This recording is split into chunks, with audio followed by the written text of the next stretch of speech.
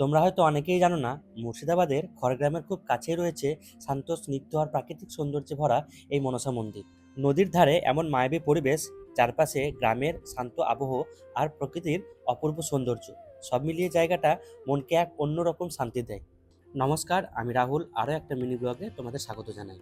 জীবনের ব্যস্ততার মধ্যেই এই গরম থেকে একটু রেহাই পেতেই মন চাইছিল ছোট্ট একটা ট্যুরে বেরোতে, কিন্তু দূরে কোথাও যাওয়ার সাহস হচ্ছিল না। ঠিক সেই সময় এক আত্মীয়ের কাছ থেকে জানতে পারলাম রায়পুরের এই সুন্দর মা মনসার মন্দিরের কথা।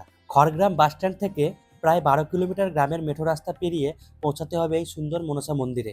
রাস্তার দুপাশে সবুজ প্রকৃতি, বর্ষার কালো মেঘ আর ঠান্ডা হাওয়া যাত্রাপথটাও যেন এক আলাদা অনুভূতি এনে দিল। এখানে প্রতিদিনই পুজো হয়, তবে শনিবার একটু বেশি ভিড় থাকে। আমরা যেদিন গেছিলাম সেদিন এখানে ছোট্ট একটা মেলাও বসেছিল, যা এই জায়গাটাকে আরো প্রাণবন্ত করে তুলেছিল। তাহলে মুর্শিদাবাদবাসী, তোমরা কে কে জানতে এই মন্দিরের কথা অবশ্যই কমেন্ট করে জানিও।